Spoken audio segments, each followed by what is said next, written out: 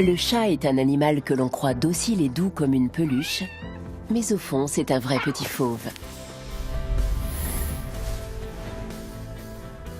Il partage près de 96% du patrimoine génétique du tigre. Et il a les mêmes instincts que ses cousins de la grande famille des félins.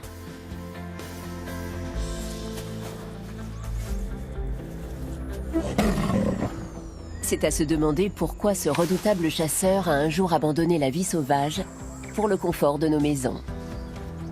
Que reste-t-il exactement de ses farouches origines?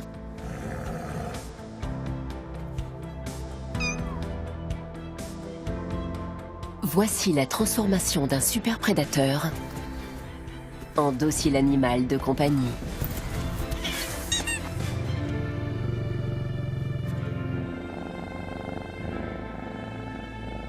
Qu'est-ce que le grand fauve et le chat domestique ont en commun? On y va! Pour mettre en lumière ce qui unit le chat et ses cousins les plus féroces, Il faut toujours rester sur ses gardes. Il m'arrive régulièrement de me retrouver plaqué au sol en 2 secondes. nous découvrirons les talents exceptionnels des grands félins, en particulier ceux que notre adorable chat a su conserver. On dirait plus un singe qu'un félin. Voici la grande histoire du chat, une épopée féline et sauvage.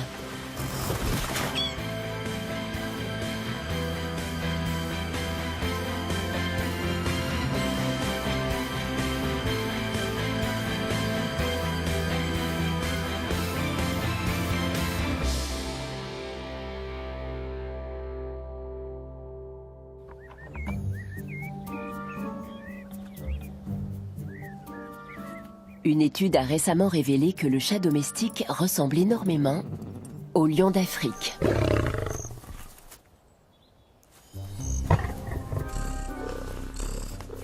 Ces 2 félins ont une multitude de points communs.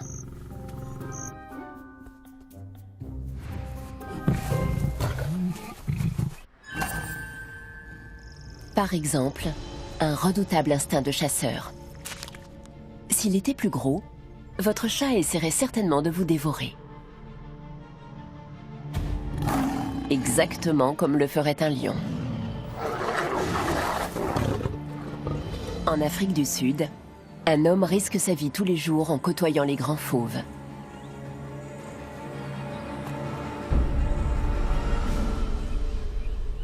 Quand j'ai commencé à travailler avec les lions, je partageais le même a priori que tout le monde.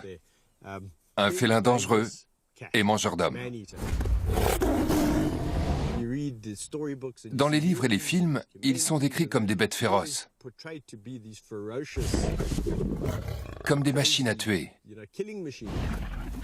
Dès que j'ai rencontré mes premiers lions, je me suis aperçu qu'ils n'étaient pas du tout comme ça.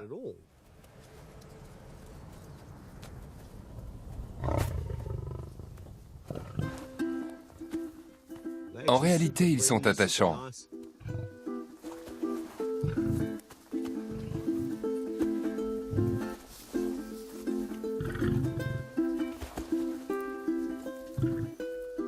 Bien sûr, ils peuvent se montrer agressifs, mais ce n'est pas la première chose qui me vient à l'esprit quand je pense à mes lions. Ce sont avant tout des animaux sociables et très affectueux.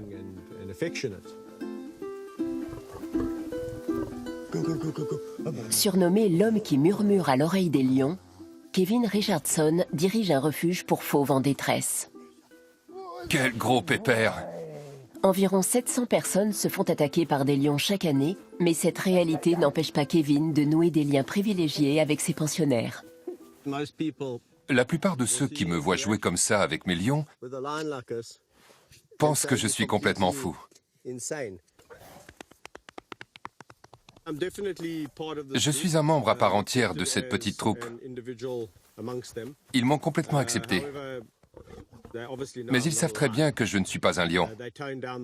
Quand ils jouent avec moi, ils y vont beaucoup plus doucement.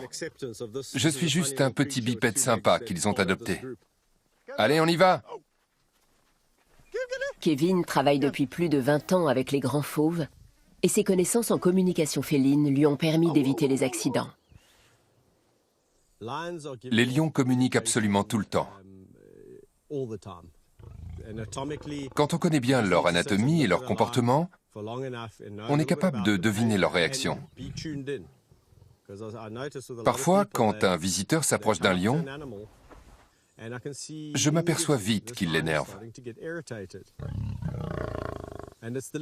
Il y a plein de petits signes révélateurs. Le bout de sa queue se balance, il bat en rythme comme ça. Ou alors ce sont ses oreilles qui se couchent, ou une espèce de frisson qui lui hérisse les poils. Et puis il se met à bâiller, la gueule grande ouverte, pour bien montrer ses crocs. Ça veut dire, tu commences vraiment à m'agacer. C'est très subtil. Le plus souvent, les gens ne remarquent rien. Ils disent, il m'aime bien, on dirait. Et moi je leur réponds, pas du tout en fait. Vous l'énervez, parce que vous envahissez son espace. Un lion n'attaquera jamais sans prévenir.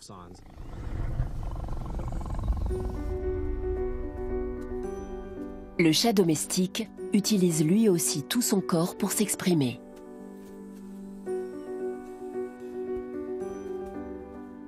Comme il possède moins de muscles faciaux que l'homme ou le chien, il paraît souvent impassible.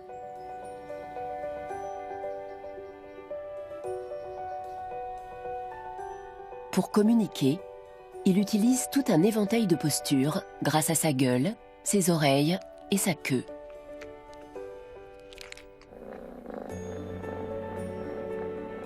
Quand il tient sa queue bien droite, c'est qu'il est paisible et disposé à recevoir des caresses.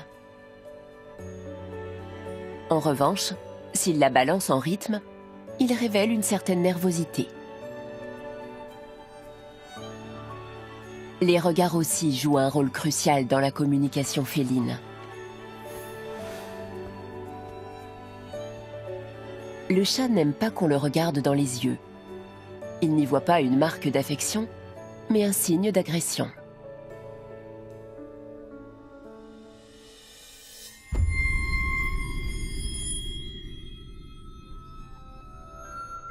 Battre lentement des paupières est un moyen efficace de le rassurer et de lui inspirer confiance.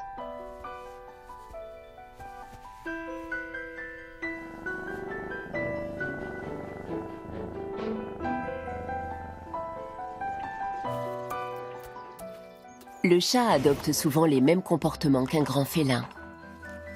C'est le petit dernier d'une famille apparue il y a environ 10 millions d'années et il partage le même patrimoine que ses cousins sauvages.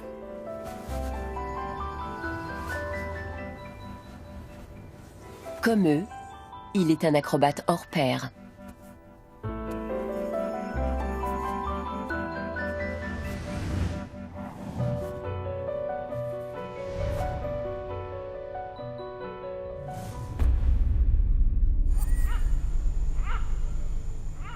Un talent qui trouve ses origines en Asie du Sud-Est. Voici le berceau de la dynastie des Félidés, une région chaude et humide, dominée par des arbres gigantesques.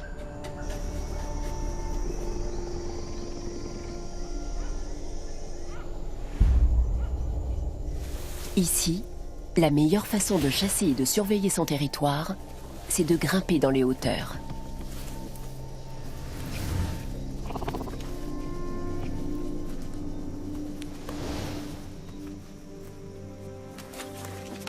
Au fil de leur évolution, les félins ont appris à sauter toujours plus haut et à bondir d'une branche à l'autre. De plus en plus vite.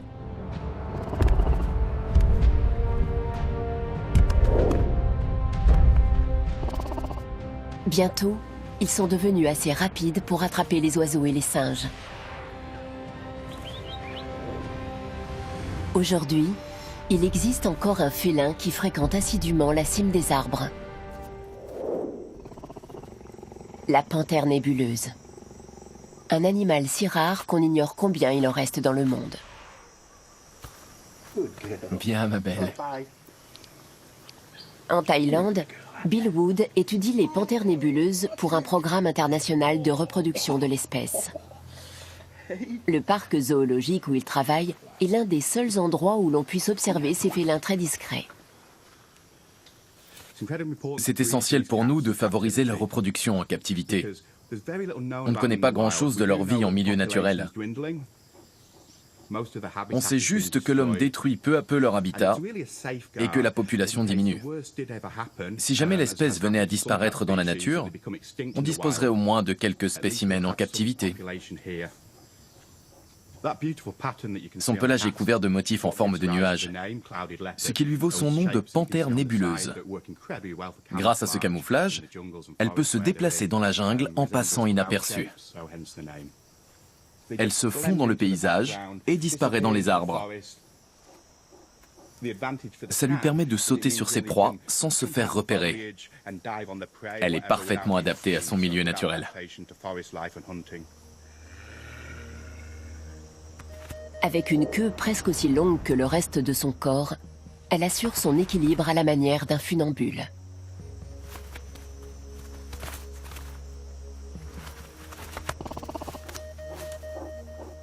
Grâce à ses courtes pattes, elle a un centre de gravité très bas et sa queue lui sert de balancier. Elle se déplace à toute vitesse. On dirait plus un singe qu'un félin.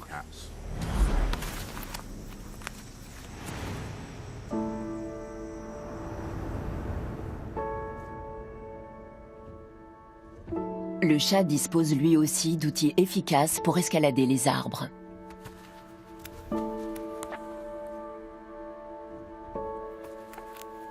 Longue de plusieurs centimètres, ses griffes crochues lui permettent de grimper à peu près partout.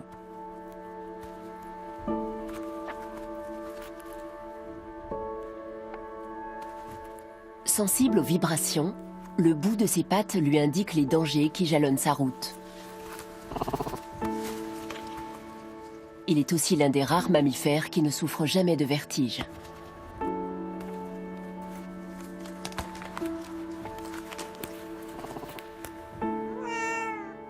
Cependant, une fois au sommet, le chat s'avère moins habile que sa cousine d'Asie.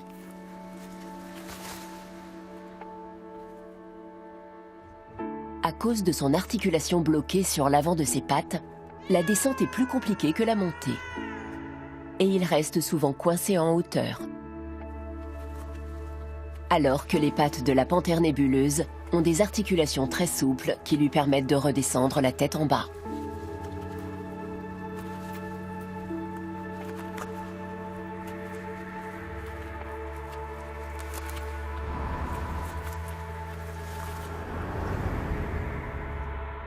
Le chat n'a souvent pas d'autre choix que de sauter dans le vide.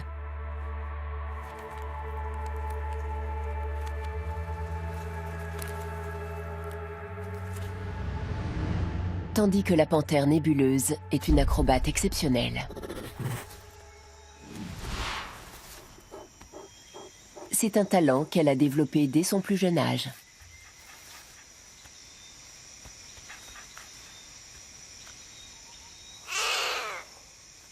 Ces petits de 3 mois passent leur temps à jouer. De cette manière, ils affûtent leur sens et développent leur don pour l'escalade.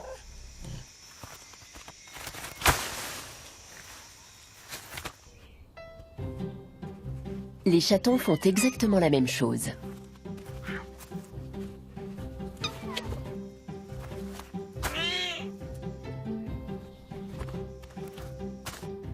Les jeunes félins apprennent par l'observation et par la répétition.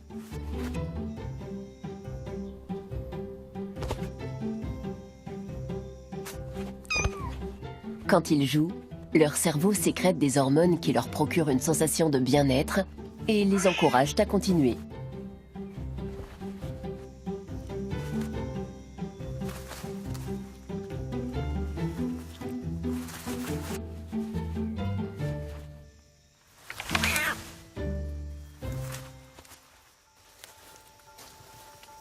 Les petites panthères disposent d'un atout pour leur apprentissage. Un pelage tacheté qui se fond parfaitement dans la jungle.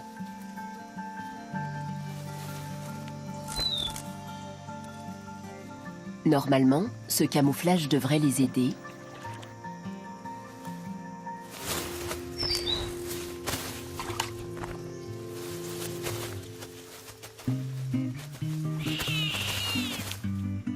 Mais ces deux jeunes ont encore beaucoup à apprendre.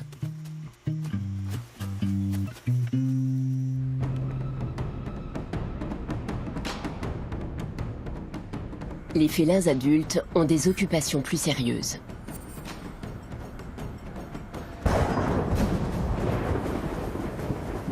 Ils utilisent leur camouflage pour chasser.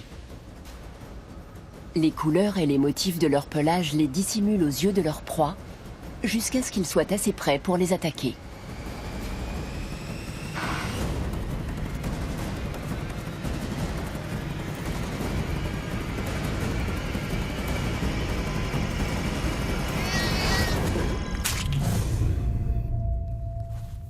Quand leur victime les repère, il est souvent trop tard.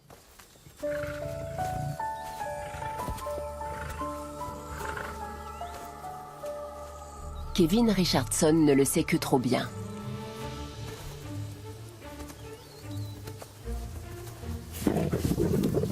Ces lions se cachent si bien dans les hautes herbes qu'il lui arrive encore de se faire surprendre. Doucement. Et ce genre d'attaque surprise est l'une des occupations favorites de ses amis imposants. Il faut toujours rester sur ses gardes. Il m'arrive régulièrement de me retrouver plaqué au sol en 2 secondes. Le lendemain, j'ai mal au cou et je ne peux plus bouger la tête. Une de mes lionnes adore me sauter dessus comme ça.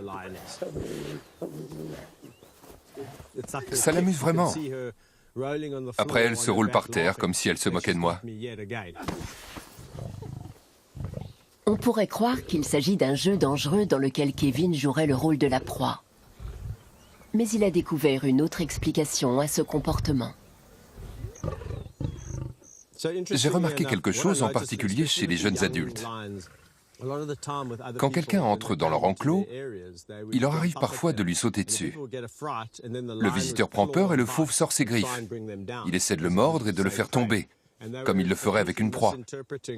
Mais en fait, l'homme se trompe sur les intentions de l'animal. J'ai fini par comprendre que le lion ne se jetait pas sur moi pour me faire du mal, mais pour me ramener à son niveau. Nous ne pouvons pas avoir de contact quand je suis debout. Je ne dois pas le dominer. Même si le fauve n'a pas de mauvaises intentions, ses attaques brutales restent risquées. À force de mordre la poussière, Kevin a appris à les anticiper.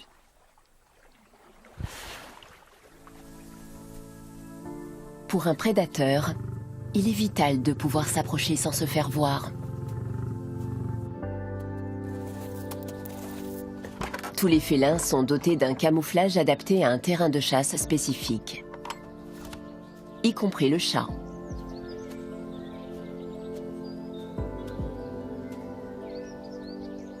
Les félins de couleur claire et unie préfèrent chasser dans les hautes herbes, où ils se déplacent à pas de velours.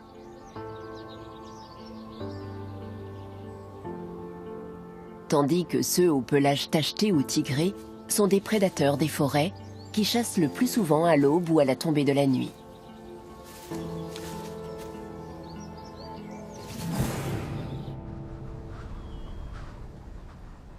Cependant, il existe un fauve d'Afrique qui fait exception. Dès sa naissance, le guépard est doté d'un manteau parsemé de taches noires.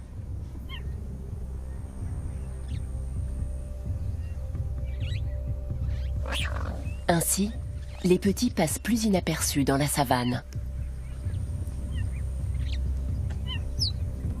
Malgré ce camouflage, le taux de mortalité reste très élevé dans les portées.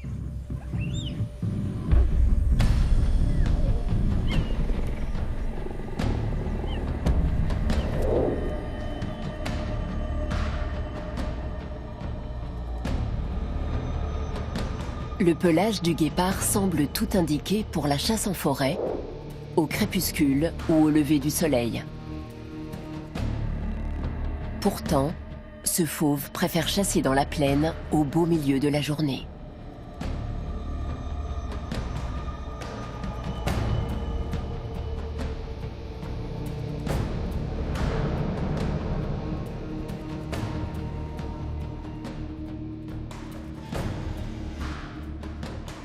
D'après les chercheurs, il évite ainsi la concurrence des autres prédateurs.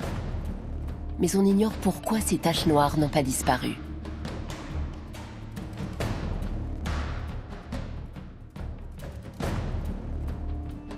En revanche, sa silhouette tout en longueur semble parfaitement adaptée à sa technique de chasse. Pour attraper ses proies, le guépard court à plus de 100 km à l'heure.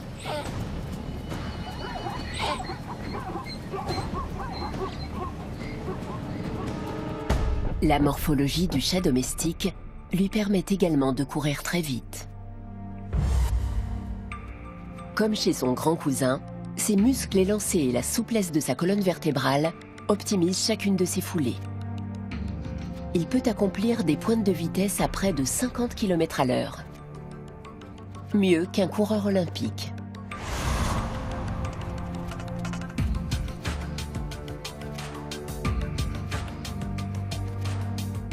Mais les félins manquent d'endurance. Ils se fatiguent en quelques secondes.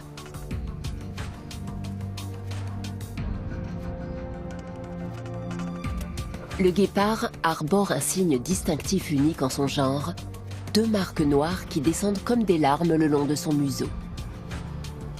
On suppose que ces traces sombres améliorent sa vue en atténuant l'éblouissement causé par le soleil.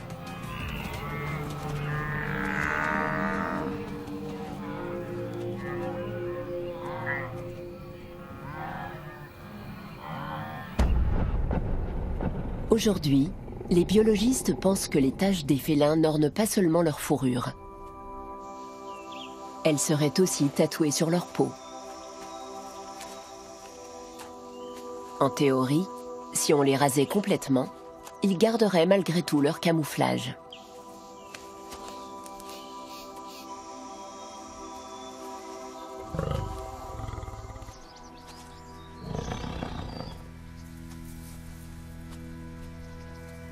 Un fauve se distingue radicalement des autres par la couleur de son pelage.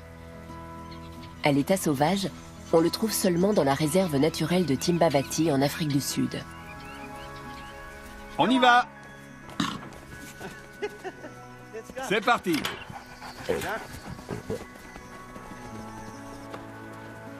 Voici des lions blancs.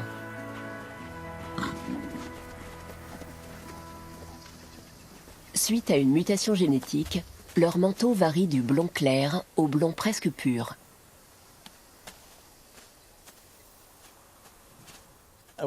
Les lions blancs sont des animaux uniques en leur genre. Ils sont le résultat d'une mutation génétique différente de celle des albinos. Ils sont apparus dans cette région d'Afrique, mais on ne sait pas trop pourquoi ni comment. Pendant longtemps, on a cru que leur robe blanche constituait un handicap pour la chasse. Mais aujourd'hui, les spécialistes savent que ce n'est pas le cas. Il n'y a absolument aucune différence entre un lion blanc et un lion brun. Ils ont le même mode de vie, les mêmes techniques de chasse, la même vue, la même agressivité, et sont aussi affectueux. À part la couleur de leur fourrure, ils sont semblables. On y va! En raison de sa couleur, le lion blanc est une cible très prisée des chasseurs. Salut les filles! West Mathewson a recueilli ces 2 orphelines alors qu'elles n'avaient que 5 jours. Je les ai installées dans notre lit. Ma femme et moi, on se relayait pour les nourrir toutes les 4 heures. Elles sont devenues des membres de la famille. Maintenant, elles ont 8 mois, presque 9. Toute la famille les a adoptées, Monty, ramène-les par là. y compris les 2 chiens de West. Allez les filles, on y va. C'est bien, mes chéris. Chaque jour, ils partent en promenade tous ensemble. C'est bien, tu les as ramenés. Comme tu es belle, toi.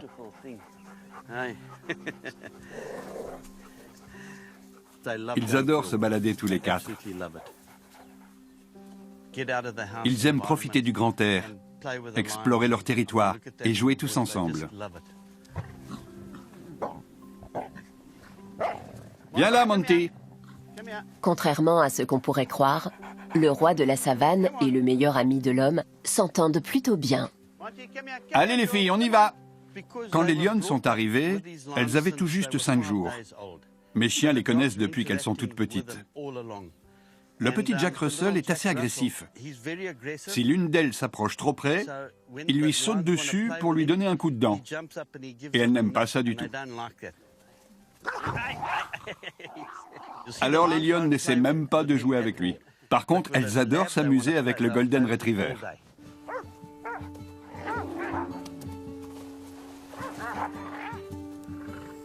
Mais cette amitié ne durera pas éternellement. Quand elles atteindront l'âge de la puberté, il faudra les séparer des chiens. Je les connais bien et je suis capable d'anticiper leurs réactions. Je devrais pouvoir intervenir juste avant qu'un de mes chiens ne se fasse dévorer. Le lion blanc est l'un des félins les plus rares de la planète. Il n'en reste plus qu'une dizaine à l'état sauvage. Depuis des années, West se consacre à la sauvegarde des lions d'Afrique, qu'ils soient blancs ou bruns. Regardez ce qui est arrivé aux lions de l'Atlas en Afrique du Nord. Il n'en reste plus un seul dans la nature. Je me suis donné pour mission d'informer le grand public et de tout faire pour sauver ces animaux magnifiques. J'ai voulu m'occuper de ces lions pour pouvoir montrer à quel point ce sont des bêtes vraiment extraordinaires.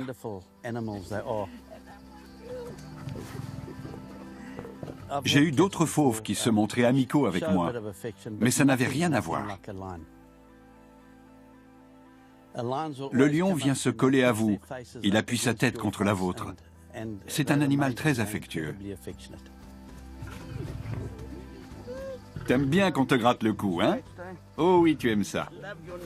Les lions sont les seuls grands fauves à vivre en groupe. Mais comme tous les félins, ils ont besoin de se sentir en sécurité pour s'épanouir. La défense de leur territoire est l'une de leurs préoccupations essentielles.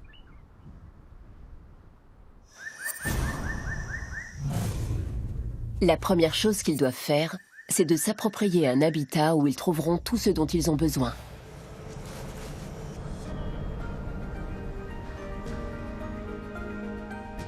Ils délimitent ensuite leur domaine à l'aide du seul moyen dont ils disposent, leur odeur.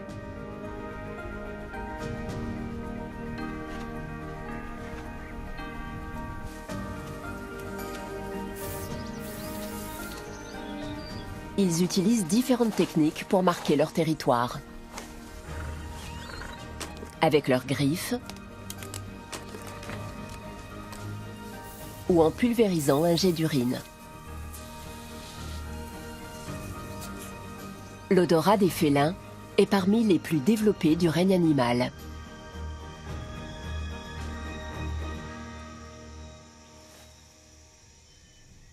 On a découvert récemment que ces marques odorantes permettent aussi aux fauves de cohabiter sur un même territoire. Il leur suffit de renifler un arbre pour savoir qui est passé par là, à quel moment et même quand il reviendra. De cette façon, ils peuvent éviter de se croiser et s'épargnent ainsi des bagarres inutiles.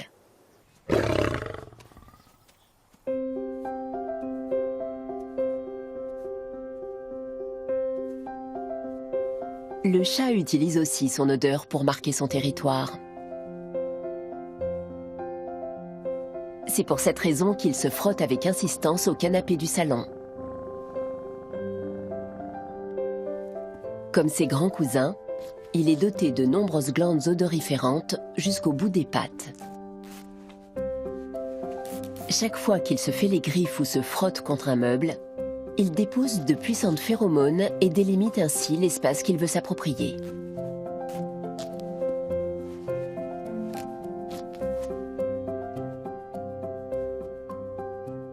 Lorsque deux chats cohabitent dans la même maison, c'est celui qui répand le mieux son odeur qui contrôle le territoire commun.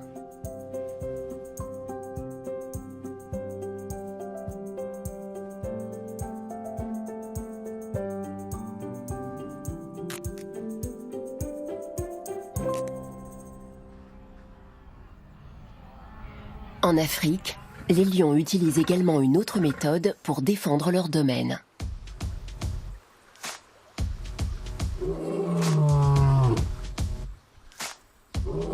Le mâle passe sa journée à rugir pour affirmer haut et fort sa suprématie.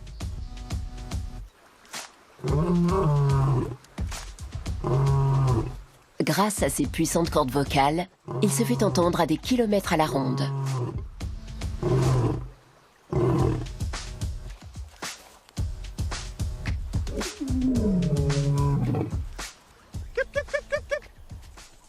Viens, mon gros. Kevin Richardson étudie les rugissements des lions. Il observe comment les mâles réagissent quand ils entendent un congénère.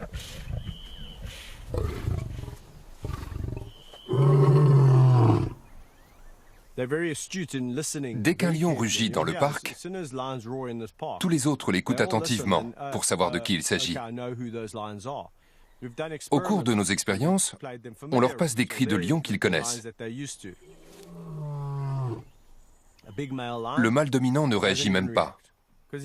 Il sait qu'il n'y a aucun danger. En revanche, si on diffuse le rugissement d'un inconnu, il est tout de suite sur ses gardes. Et si c'est l'enregistrement d'un mâle, il part comme une flèche dans la direction du bruit. S'il entend les rugissements de 3 inconnus, par exemple, le mâle dominant ne fait plus aucun bruit. C'est comme s'il préférait éviter les ennuis. C'est fascinant. Et on a encore beaucoup à apprendre. Les félins se divisent en 2 catégories. Ceux qui rugissent et ceux qui ronronnent.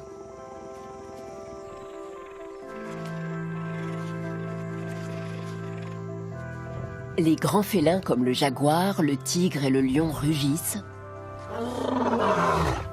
tandis que les plus petits ronronnent, tels le guépard, le serval et le chat.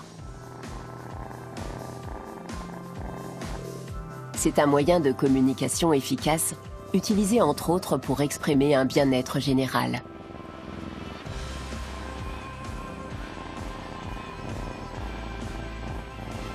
Le bruit caractéristique du ronronnement provient de la vibration des cordes vocales. Le son se propage dans tout le corps de l'animal.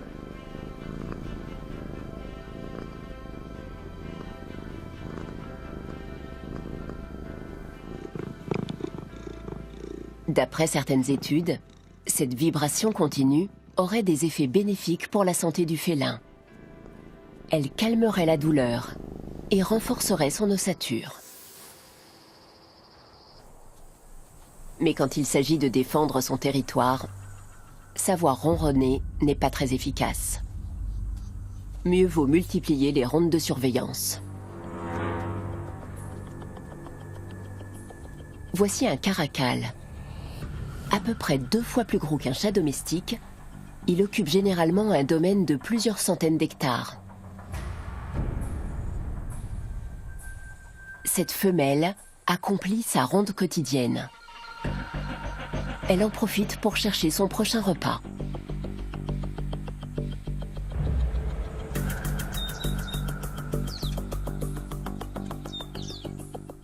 Ses très longues oreilles sont capables de repérer une proie à 1 kilomètre à la ronde.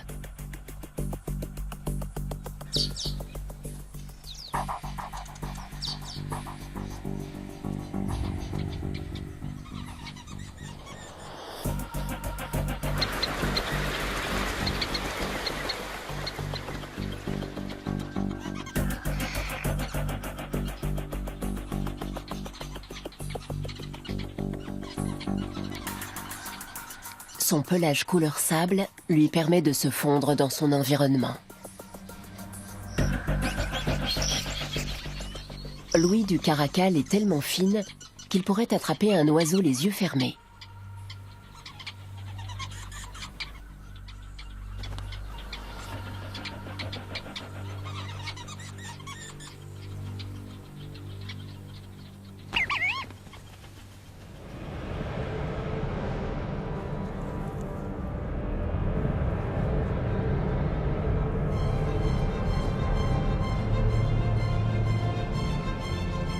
Les oreilles du chat sont elles aussi très affûtées.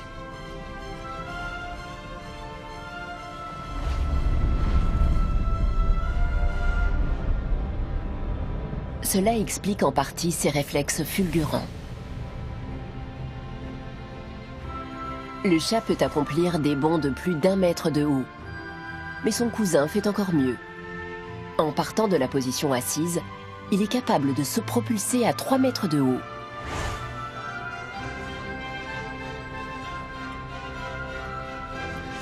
Autrefois en Inde, l'homme utilisait ce félin pour chasser les oiseaux.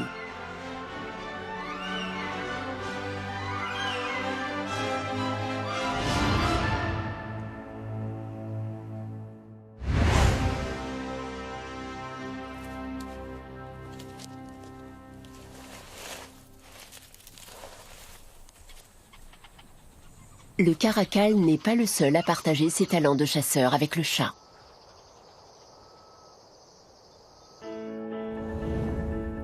Par bien des côtés, le chat ressemble aussi à ses autres cousins. Comme eux, c'est un grimpeur hors pair, doté d'un superbe camouflage et d'une agilité extrême.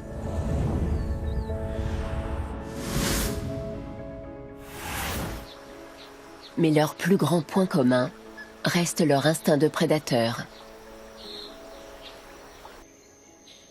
Le Brésil abrite un grand félin à la morsure mortelle. Nous voici dans le Pantanal, une vaste zone humide aux 3/4 inondée pendant la saison des pluies. Une foule d'animaux sauvages y a élu domicile.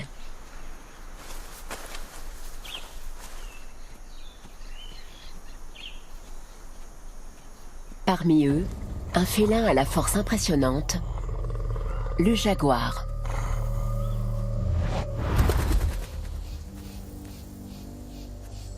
Presque aussi gros qu'un lion d'Afrique, il est doté de mâchoires extrêmement puissantes.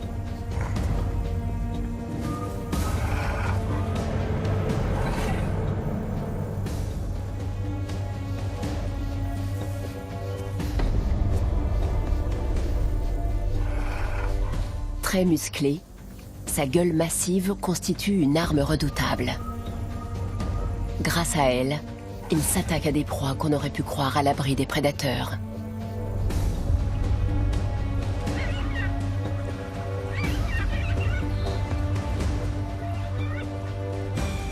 Comme ce caïman de 3 mètres de long.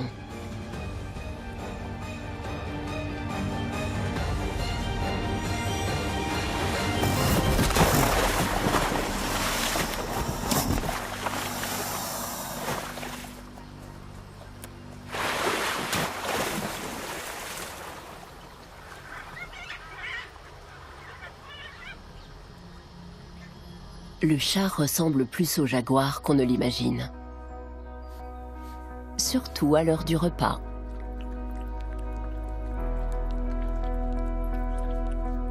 Par exemple, il préfère quand sa nourriture lui est servie à 38 degrés.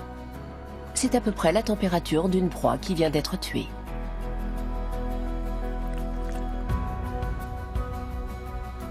Comme ses grands cousins, il a de longues incisives pointues. Elles lui permettent de trancher la viande, mais non de la mâcher.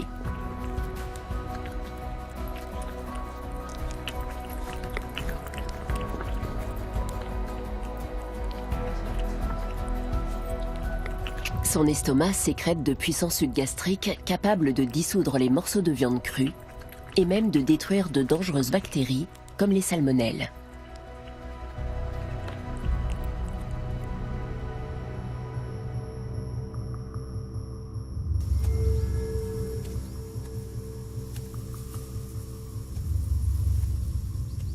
Les grands fauves n'hésitent pas à manger de la viande en décomposition quand la nourriture se fait rare.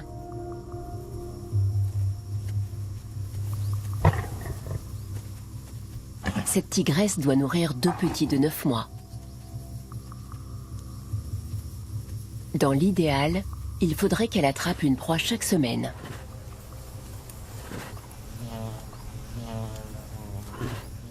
Mais sa couleur blanche nuit à son camouflage.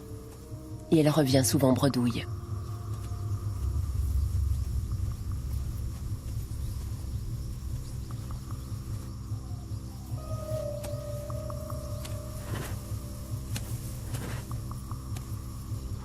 Les jeunes tigres en pleine croissance ont besoin de manger régulièrement.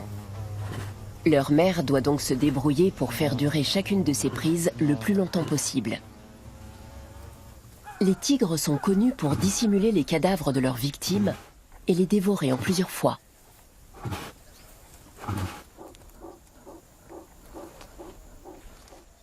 Notre tigresse a trouvé une cachette originale pour stocker ses restes.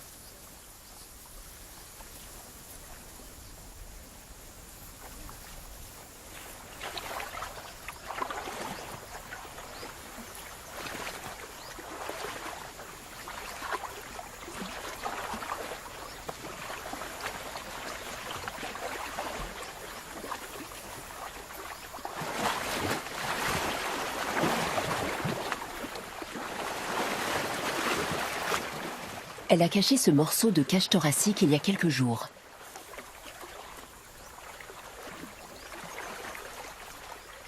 La viande fourmille de bactéries, mais elle reste comestible pour les 3 fauves.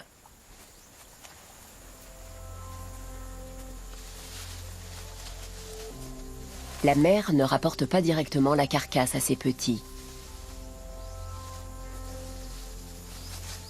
Elle la dissimule au milieu des hautes herbes pour qu'ils prennent l'habitude de trouver eux-mêmes leur repas.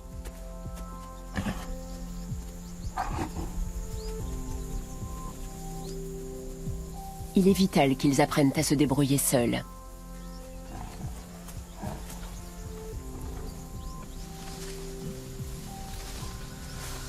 Cacher de la nourriture est un comportement qu'on observe également chez le chat.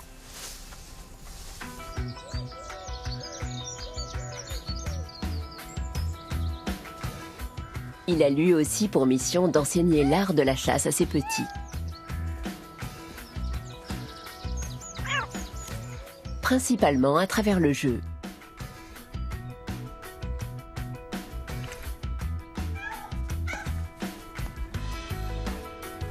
Et même s'il n'a pas de chaton, il semble prendre un malin plaisir à rapporter des proies vivantes à son maître.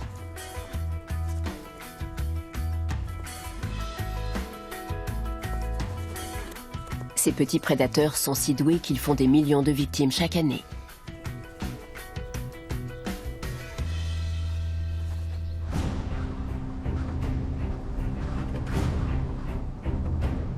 En matière de chasse, le plus gros félin d'Afrique est un maître incontesté.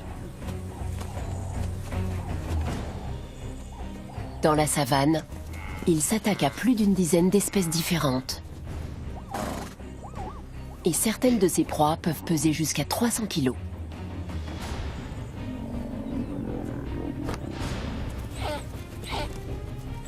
Contrairement aux autres félins, les lions chassent en groupe.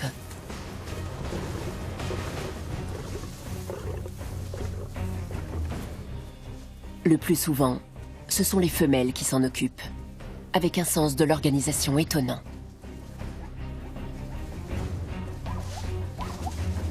Elles s'approchent discrètement de leur cible en se déployant en demi-cercle.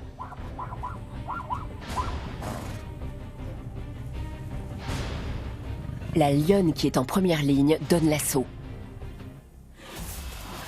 Elle fonce au milieu du troupeau pour disperser les bêtes et les rabattre vers ses comparses.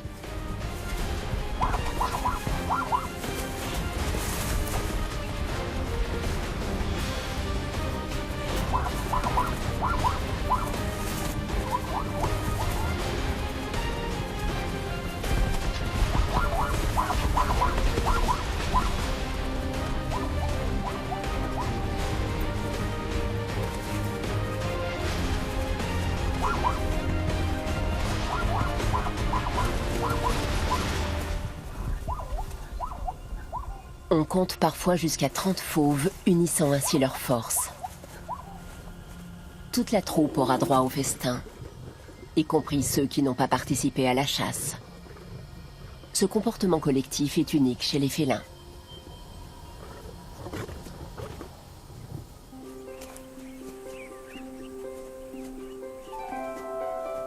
D'après Kevin Richardson, les lions ont adopté un mode de vie social pour augmenter leurs chances de survie dans la savane.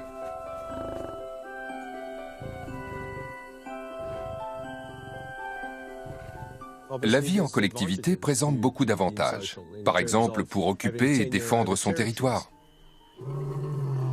Chasser en groupe permet de s'attaquer à des proies plus grosses pour nourrir tout le monde. On peut aussi avoir des sentinelles qui surveillent les environs, ou organiser une crèche pour s'occuper des petits.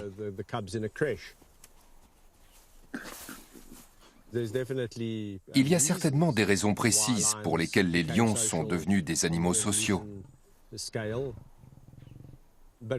Mais on les ignore encore. Peut-être qu'à un moment donné, se regrouper a été pour eux une solution efficace pour résoudre un problème spécifique. Et comme ce système a bien fonctionné, il a perduré et s'est répandu à travers toute l'espèce. Ça expliquerait qu'ils soient les seuls félins à avoir choisi ce mode de vie.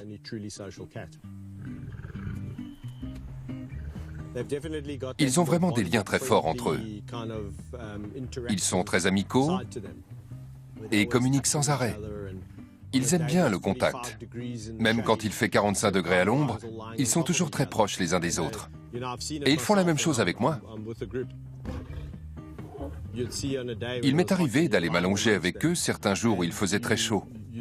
Et chaque fois que je m'écartais un peu, celui qui était à côté de moi tâtonnait avec sa patte jusqu'à ce qu'il puisse me sentir à nouveau. Ils ont vraiment besoin de contact.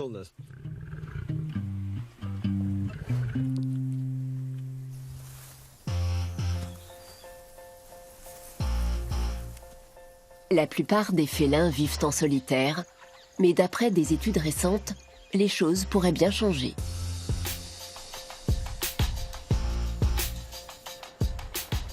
Au Costa Rica, des biologistes ont pu observer des jaguars qui partageaient leur nourriture. Même s'ils n'appartenaient pas à la même famille, ils cohabitaient pacifiquement.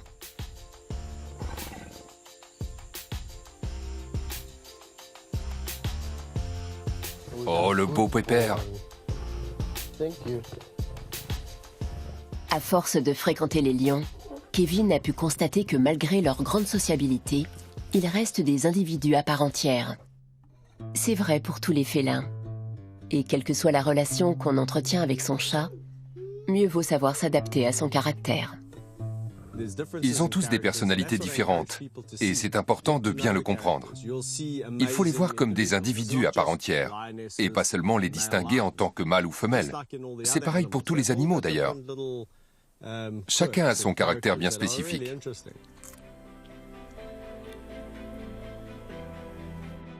Les félins ont chacun leur personnalité.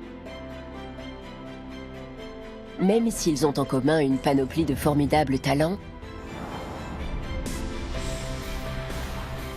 une agilité défiant les lois de la pesanteur, des sens très affûtés,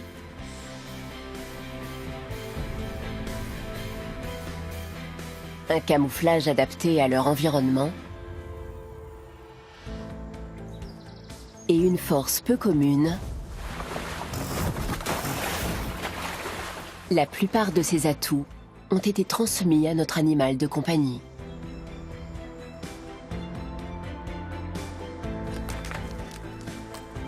Petit dernier de la dynastie des félins, il en est sans conteste le digne héritier.